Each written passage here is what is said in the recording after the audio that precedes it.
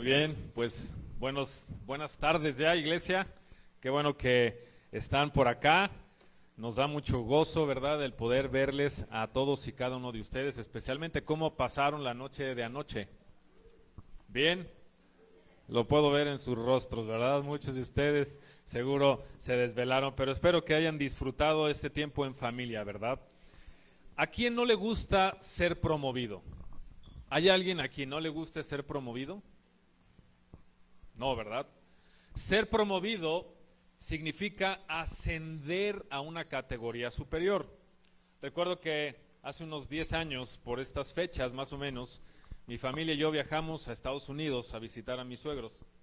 Perdimos el avión en un aeropuerto muy grande, el de Houston, no lo conocíamos.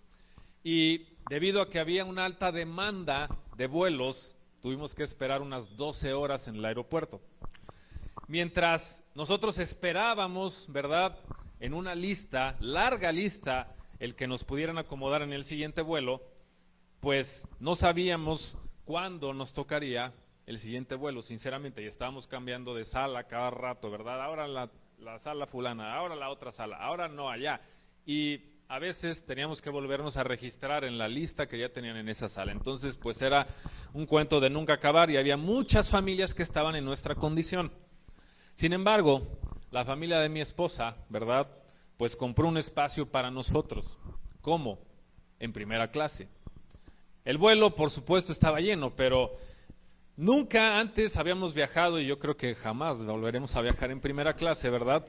Pero recuerdo que la señorita nos llevó muy atenta a nuestros asientos, nos dio un lugar, nos dio unas toallas calientes, yo ni sabía para qué eran, una era para la cara, otro para las manos. ¿Qué es esto, verdad? Una almohada, una frazada.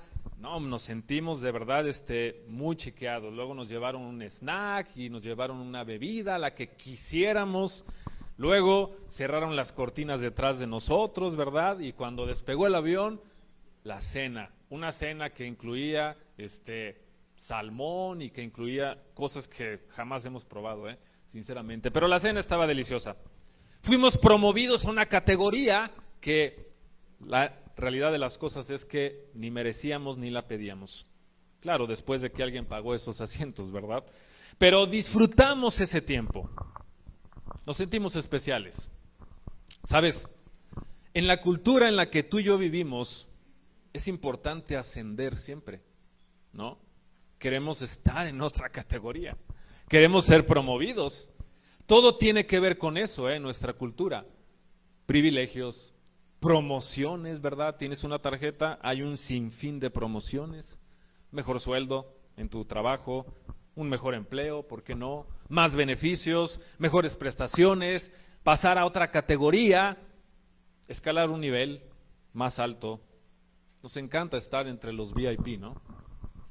Solemos pensar que es bueno esto. ¿Y sabes qué? Todo nuestro sistema tiene que ver con esto, en realidad. Y no sé si es malo, de hecho afirmamos muchas veces que es bueno, pero ¿qué pasa cuando descendemos o nos degradan de nivel? ¿Qué pasa? Porque nos encantan estas cosas, pero ¿qué pasa cuando, ¿sabes qué? Tienes que ir un nivel más abajo. No nos sentimos bien, ¿verdad? No nos gusta, porque lo vemos como un retroceso en nuestras vidas. Ahora, yo tengo una pregunta y con esto vamos a iniciar este mensaje. Si ascender fuera el concepto prioritario en el reino de Dios, ¿tú crees que hoy estaríamos celebrando Navidad? Mira, la Navidad no celebra un ascenso, sino un descenso. Y hoy vamos a ser sorprendidos por la palabra del Señor y nos vamos a dar cuenta cuán profundo fue ese descenso.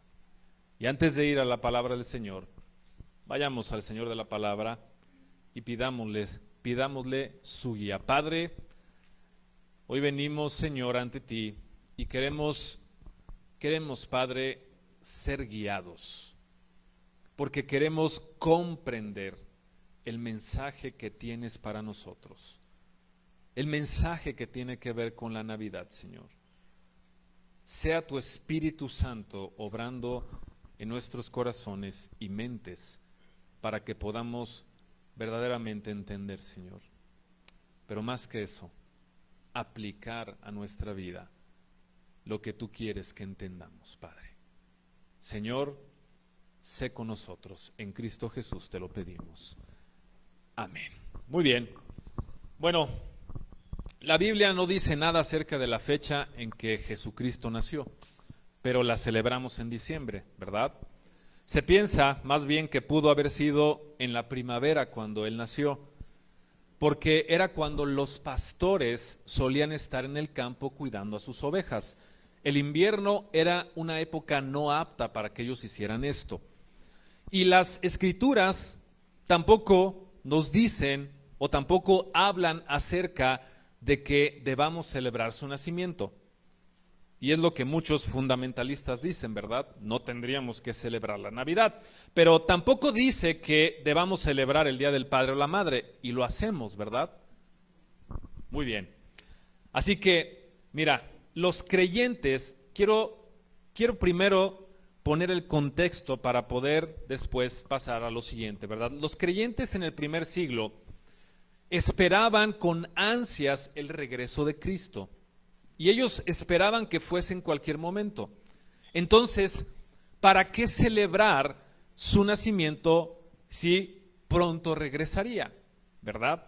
Recuerdan que incluso Pablo escribió una carta a una de estas iglesias diciéndoles, incluso en ese tiempo no se había escrito la historia de la vida de Jesucristo ni su ministerio. Todo era por tradición oral. Es decir, lo compartían, ¿verdad? Y se reunían y entonces compartían. Así fue como los apóstoles comenzaron también su ministerio. Todo era entonces parte de la tradición oral. Pero con el paso de los años fue necesario que algunos escribieran acerca de las enseñanzas de Cristo y su vida. ¿Para qué? Para que las generaciones venideras pudieran también tener todo este conocimiento acerca de Jesucristo. Entonces transcurrieron unos 300 años, fíjate bien, después de Cristo, cuando se menciona por primera vez la celebración de su nacimiento. Y antes de esto, los creyentes estaban más interesados en conocer por qué razones que Él vino al mundo antes de la fecha en la cual Él vino. Y con el paso de los años, las iglesias entonces comenzaron a celebrar un calendario del año, es decir, un calendario anual, para recordar la vida de Cristo, y esto incluía su nacimiento. Así que la perspectiva que la iglesia tenía en ese entonces tenía que ver mucho con los testigos de esa primera Navidad. Es por eso que nosotros también lo hacemos así el día de hoy. Y muchas veces hemos compartido pues la perspectiva de los pastores, la perspectiva de los ángeles, la perspectiva de José y María, quienes realmente se involucraron, ¿verdad?, en ese nacimiento, en el más importante de toda la historia. Pero ¿sabes qué? Esta Navidad me gustaría que tú y yo pudiéramos verla desde la perspectiva del propio Jesucristo. Aún antes de que Él fuera recostado en ese pesebre humilde, ¿verdad? Recuerdas que Él era es la segunda persona de la Trinidad. Y Él ya sabía cuál era su propósito antes de venir a nacer en el cuerpo de un hombre. Leímos hace un momento, y mantén tu Biblia por favor abierta en Filipenses capítulo 2. Filipenses capítulo 2. Leímos hace un momento a partir del versículo 5. Tú sigues con la vista. La actitud de ustedes debe de ser como la de Cristo Jesús, quien siendo por naturaleza Dios, no consideró el ser igual a Dios como algo a que aferrarse. Por el contrario, se rebajó voluntariamente tomando la naturaleza de siervo y haciéndose semejante a los seres humanos. Y al manifestarse como hombre, se humilló a sí mismo y se hizo obediente hasta la muerte y muerte de cruz. Ahora, nuevamente, recalco lo que les dije. La Navidad no celebra un ascenso, está celebrando un descenso. tiene un significado importante para ti y para mí.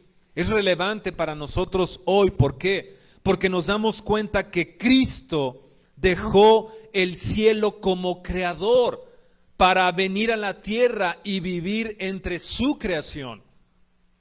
Es importante porque nos damos cuenta que Él dejó el cielo como el amo del universo para hacerse un frágil bebé en manos de seres quienes Él mismo creó.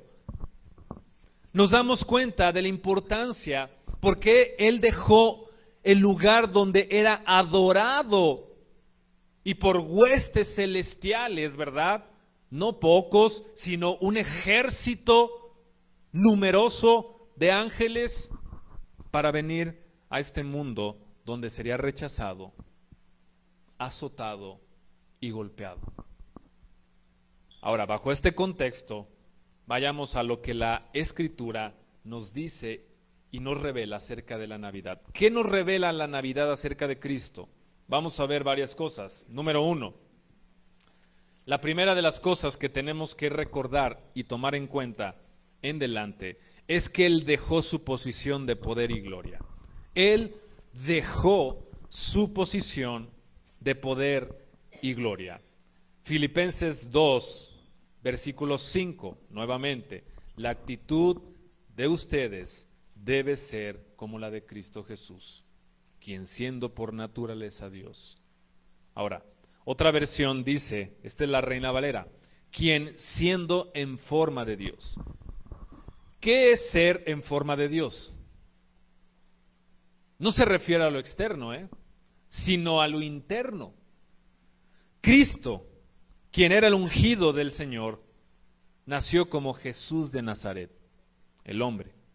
Pero antes de nacer en Belén, antes de la creación del mundo, Él ya era la segunda persona de la Santa Trinidad. Es decir, Él ha existido por toda la eternidad junto con el Padre y el Espíritu Santo. Y en la unidad de la divinidad hay tres personas, ¿verdad? De una sustancia, poder y eternidad. Dios Padre, Dios Hijo y Dios Espíritu Santo. Esto afirma la Confesión de Fe de Westminster. Y es importante. Mira, menciono la confesión porque las confesiones de fe son importantes, aunque no nos parezca que lo son. Son importantes porque nos ayudan a profundizar en conceptos clave en los cuales la Escritura no profundiza. Pero, por decir la Trinidad, ¿tú ves que incluso menciona la Trinidad la Biblia? No, pero es un concepto importante. Y entonces, ¿cómo podemos profundizar? Bueno, confesiones de fe nos ayudan precisamente a esto. Y la segunda persona de la Trinidad, entonces, es de la misma esencia que el Padre y que el Espíritu Santo. La diferencia entre ellos, ¿cuál es? Pues es que cada uno tiene una función diferente en cuanto a nuestra salvación. Fíjate bien, el Padre en su misericordia escogió a quienes serían llamados a salvación. Es el Padre. El Hijo es enviado y muere en la cruz por aquellos que el Padre escogió. Esa es su función. Y el Espíritu Santo regenera el corazón de aquellos que el Padre llama a Cristo. Y estos, al escuchar el Evangelio, entonces responden al llamado y se rinden ante su señorío. ¿Te das cuenta cuáles son las funciones entonces de la Trinidad? Y el Espíritu Santo ahora entonces habita en ellos para santificarlos y preservarlos hasta que sean llamados a la presencia del Padre. Interesante, ¿no? Jesús declara acerca de esto, Juan 14:9. El que me ha visto a mí, ha visto al Padre. Es decir, en Cristo están todos los atributos del Padre. A Dios nunca nadie lo vio. No podía saber, ¿verdad? Entonces, ¿qué atributos podía tener? Claro, podían suponer algunos, pero Jesucristo afirma esto y con esto confirma, ¿verdad? Lo que después leímos hace un momento y lo que dice esta confesión, son una misma esencia. una misma esencia. Ahora, ¿cuáles son los atributos del Padre? Y voy a citar nuevamente la Confesión de Fe de Westminster, porque nos da una definición que es muy clara. Jamás yo podría tener una definición tan clara como esta. El Padre, estoy hablando de los atributos, el Padre es infinito en su ser, espíritu purísimo, inmutable, inmenso, eterno, incomprensible, todopoderoso, sabio, santo, absoluto, inmutable, justísimo. Ahora, si Cristo es de la misma esencia, pues entonces el Hijo también es todo esto.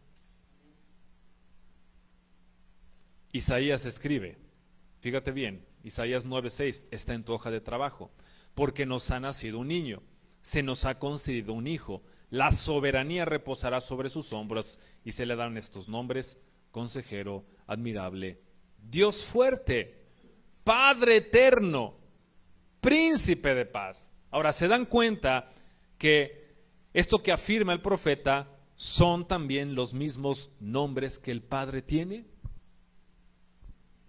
Cristo entonces ha existido desde la eternidad, porque es uno en esencia con el Padre.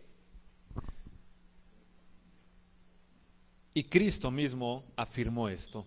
Juan 8:58, está en tu hoja de trabajo. Ciertamente les aseguro que antes de que Abraham naciera, yo soy. Yo soy. Y recordarás que en el Antiguo Testamento, yo soy es importante porque representa a Dios.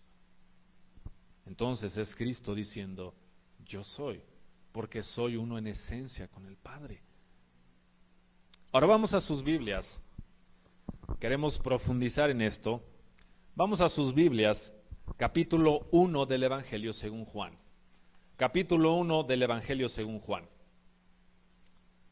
Porque nos va a dar mucha luz al respecto de esto que estamos hablando, Fíjate bien, si ya estás en Juan 1, vamos a leer del versículo 1 al 3, tú sigue con tu vista. En el principio ya existía el Verbo, y el Verbo estaba con Dios, y el Verbo era Dios. Él estaba con Dios en el principio. Por medio de Él todas las cosas fueron creadas, y sin Él nada de lo creado llegó a existir. Cristo es ese Verbo. Ahora continúa el versículo 9 al 11. Sigue con tu vista. Esa luz verdadera, la que alumbra a todo ser humano, venía a este mundo.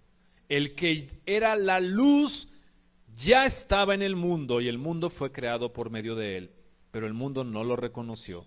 Vino a lo que era suyo, pero los suyos no le recibieron.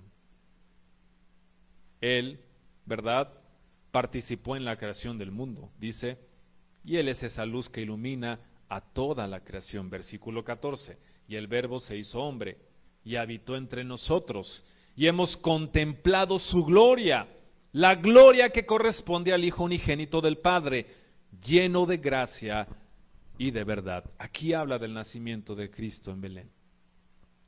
Y versículo 15, Juan dio testimonio de él, y a voz en cuello proclamó, este es aquel de quien yo decía, el que viene después de mí es superior a mí, porque existía antes que yo. Esto nos habla de la eternidad de Cristo. ¿Se dan cuenta? Y Pablo después afirma esto nuevamente, Colosenses 1:15, nadie puede ver a Dios, pero Cristo es Dios en forma visible. Él existe desde antes de la creación y es supremo Señor de toda ella. ¿Se dan cuenta con todo esto que hemos hablado? ¿A qué altura está Cristo por encima de nosotros? ¿Cómo se imaginan? ¿Cuántos kilómetros serán? 10, 5, miles de kilómetros de esta infinita altura. Él bajó a la tierra por ti y por mí. Esto no es un ascenso, es un descenso glorioso. Ahora, segunda cosa que nos recuerda la Navidad acerca de Cristo. La segunda cosa que nos recuerda la Navidad es que Él se despojó y se humilló hasta la posición de un esclavo. Hasta la posición de un esclavo. Filipenses capítulo 2, versículo 6. Quien siendo por naturaleza Dios, no consideró el ser igual a Dios como algo a que aferrarse. Por el contrario, se rebajó voluntariamente, tomando la naturaleza de siervo y haciéndose semejante a los seres humanos.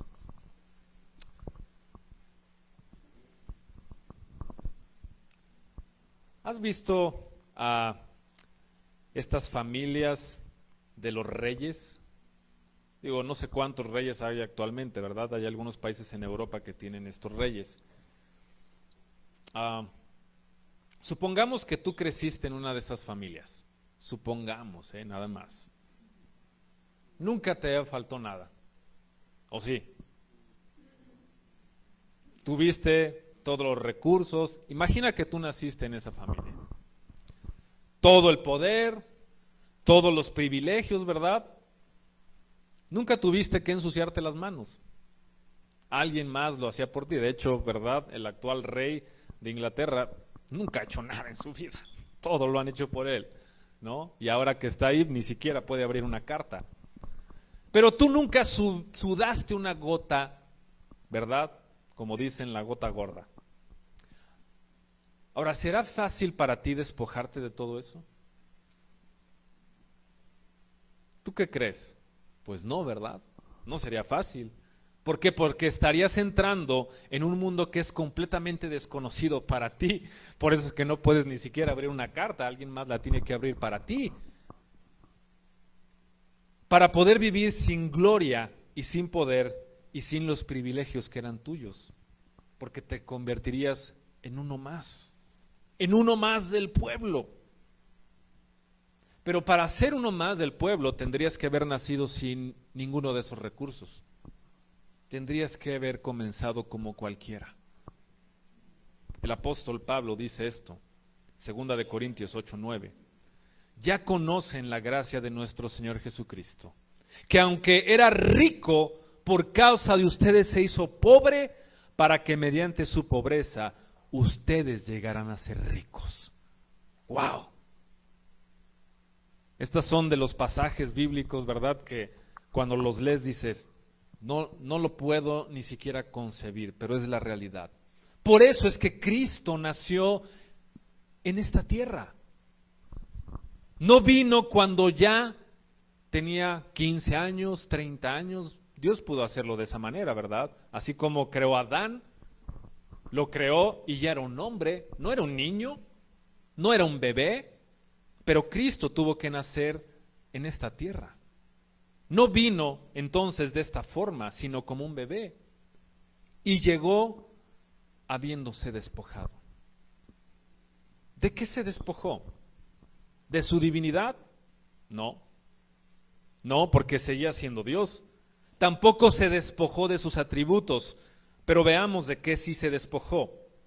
Primero, se despojó de su gloria.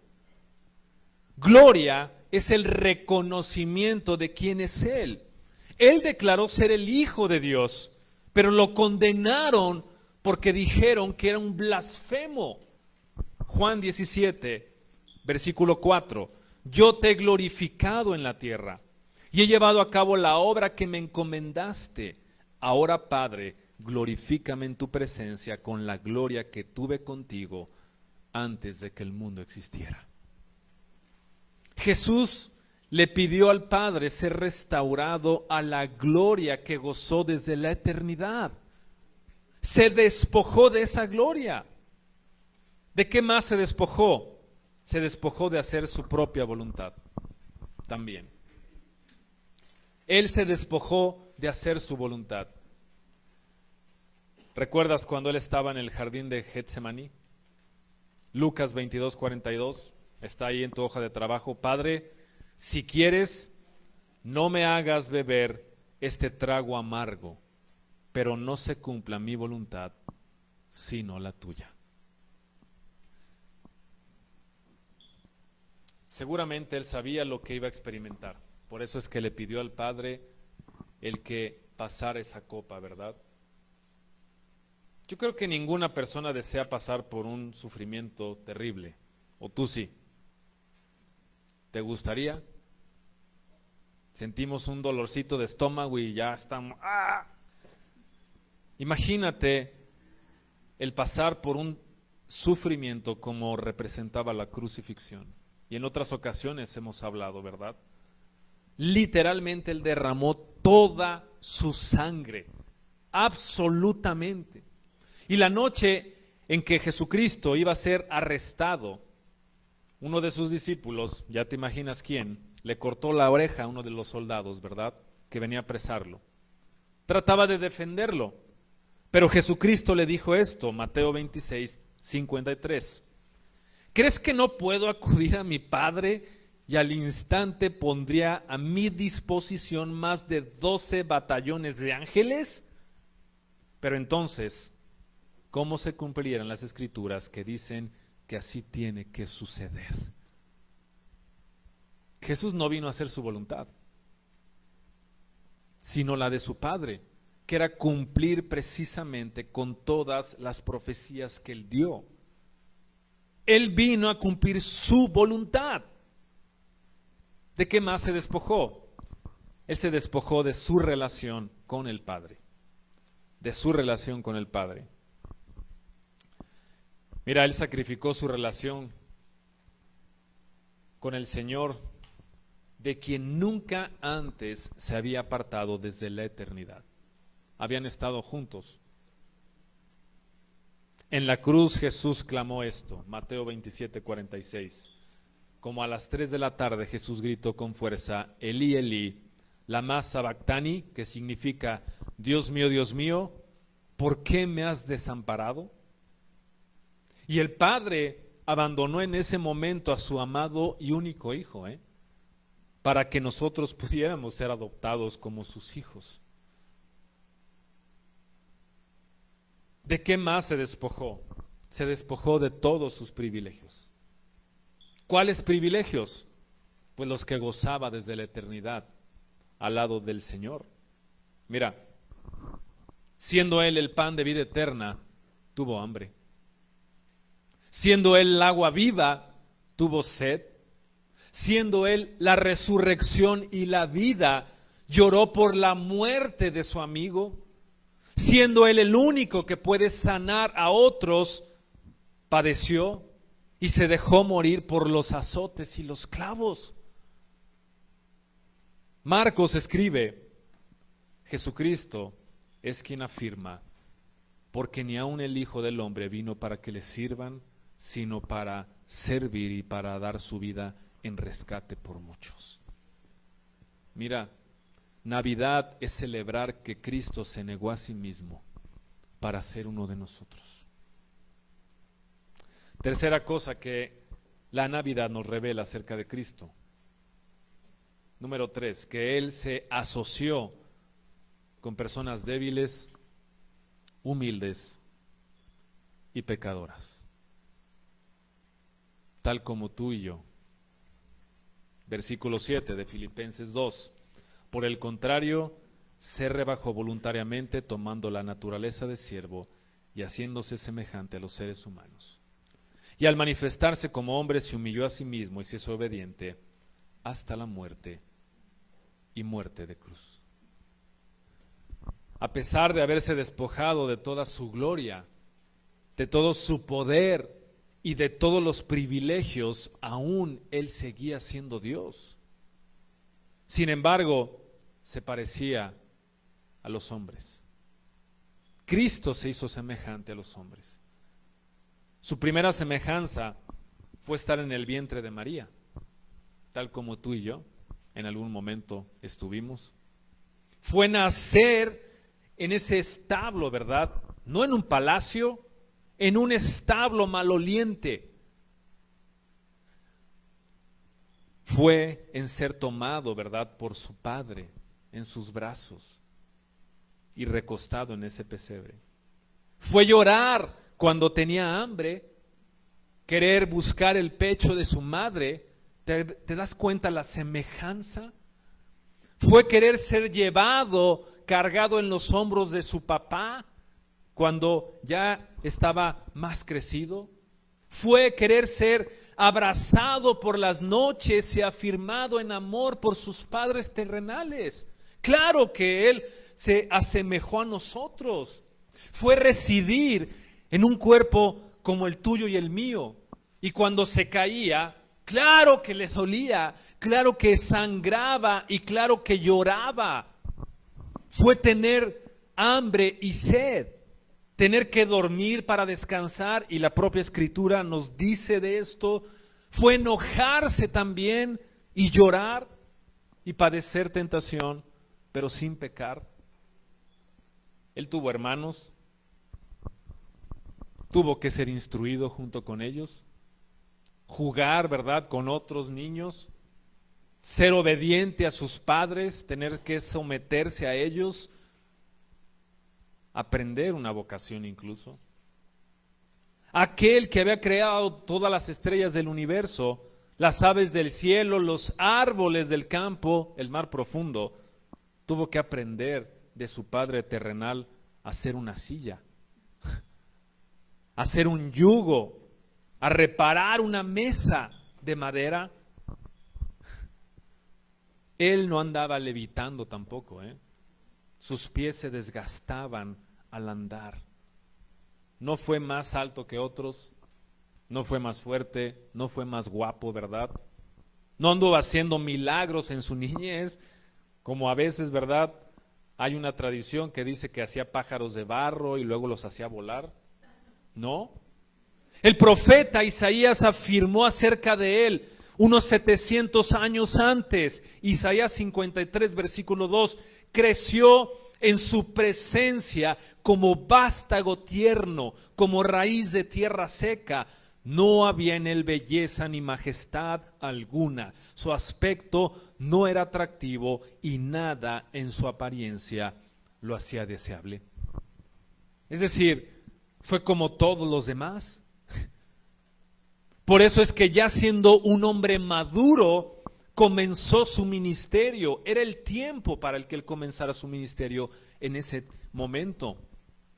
Por eso es que sus hermanos de sangre no podían creer en él como el Hijo de Dios, porque se parecía a ellos, porque era uno de ellos. Sin embargo, él fue el más hermoso de todos los hombres, por sus palabras, por sus enseñanzas, por su amor, por su sometimiento a la voluntad del Padre, por sus milagros, por su sacrificio. Y aunque ciertamente no sabemos cuál era su aspecto, todos, ¿verdad?, los artistas lo pintan como alguien atractivo. Isaías 53:4. Ciertamente Él cargó con nuestras enfermedades y soportó nuestros dolores, pero nosotros lo consideramos herido, golpeado por Dios y humillado. En eso fue semejante. Ahora yo tengo una pregunta. ¿Cómo es posible? Y créeme que aún habiendo estudiado, ¿verdad? ¿Cómo es posible que Jesucristo pudiera absorber toda la ira de Dios por los pecados de todos los que algún día creerían en Él? Yo no lo puedo entender todavía, ¿eh? Estamos hablando de millones y millones de pecados. Y si una sola persona no puede pagar por sus propios pecados cometidos, ¿verdad?, en esta vida, no puede pagar en una eternidad separado de Dios. ¿Cómo es que Cristo lo hizo en 6 horas en la cruz? La respuesta simple y quizás la más certera es que solamente el Hijo de Dios puede hacerlo. Una persona divina, infinita, eterna, justa y misericordiosa, perfecta, pudo haber hecho esto. Así que la Navidad esta Navidad es recordar que Él se hizo como nosotros. Y por eso Él sabe cómo nos sentimos, tristes, rechazados, heridos y a veces dolidos, ¿verdad? La Navidad también nos recuerda acerca de Cristo que Él ascendió al lugar de mayor gloria y supremacía. Yo creo que este pasaje de Filipenses no sería tan majestuoso si Pablo solamente se hubiera quedado en los primeros 8 versículos. Pero quiero que leas conmigo el 9. Por eso, ¿por qué? Por todo lo que había dicho antes, ¿te das cuenta? Por eso, por haber descendido y cumplido el plan eterno, Dios lo exaltó hasta lo sumo y le otorgó el nombre que está sobre todo nombre, para que ante el nombre de Jesús se doble toda rodilla en el cielo y en la tierra y debajo de la tierra, y toda lengua confiese que Jesucristo es el Señor, para la gloria de Dios Padre. Mira, desde la eternidad Dios tenía un plan para rescatar a la humanidad. No es que, ¿verdad?, en el camino su plan no funcionó y bueno, plan A descartado. Ahora plan B.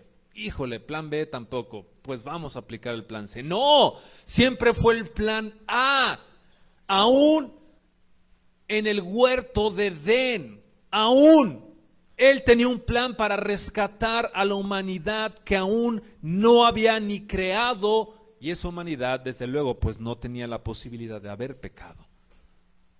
Dios no deja nada para el último, no es como nosotros, ¿verdad? A la última hora, ay, ahora sí, déjame, ¿y cómo salgo de este problema? Pues, quién sabe, ¿verdad? Vamos ahí. No es como nosotros.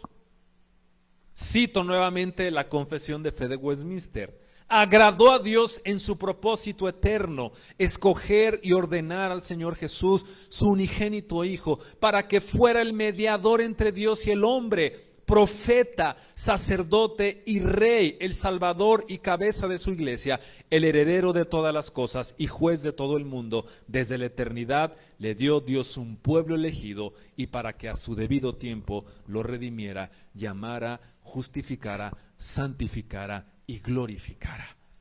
Esto es lo que Él hace. Y cuando Cristo entonces asciende a los cielos, ciertamente todos los ángeles que Él mismo creó, lo adoraron, lo recibieron.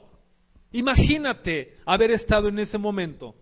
Todos le hicieron reverencia.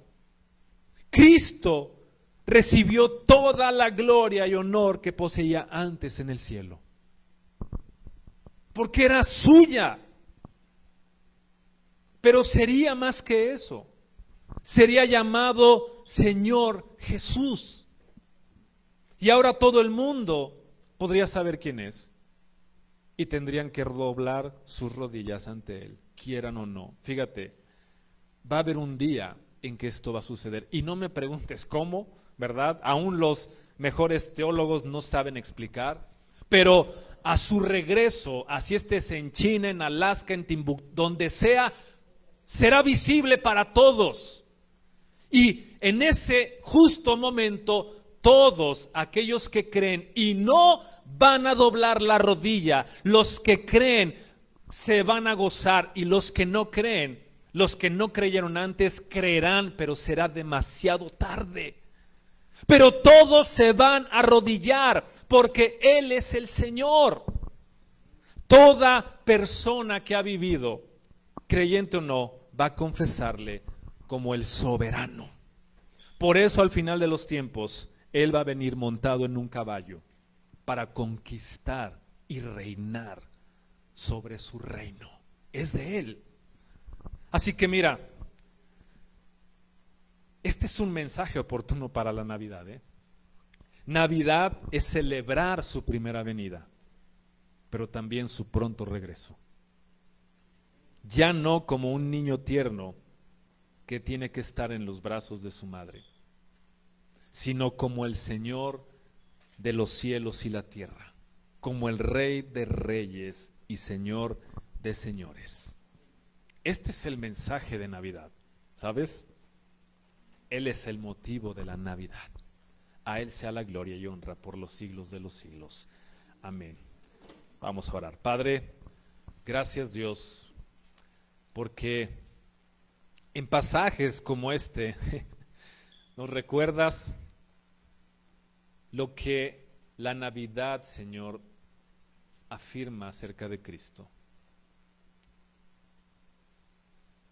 Porque es oportuno que sepamos, Dios, y recordemos y seamos afirmados en estas verdades. Gracias, Padre, por tu Hijo. Gracias por Jesucristo. Por eso es que hoy podemos experimentar y desear a otros una feliz Navidad. Gracias por esta Navidad, Señor, porque hoy sabemos que la Navidad es Jesucristo. Nos rendimos completamente a Él, Señor. Déjanos adorarle, no solo hoy, siempre, Padre, con nuestras bocas y corazones, Señor. Pero ayúdanos también a que podamos ser diligentes en mostrarlo a otros. En su nombre te lo pedimos. Amén y amén. Gracias al Señor por su palabra predicada. Es tiempo de preparar nuestros corazones también para adorar al Señor a través de nuestros diezmos y ofrendas, como lo hayamos decidido en nuestros corazones a lo largo de este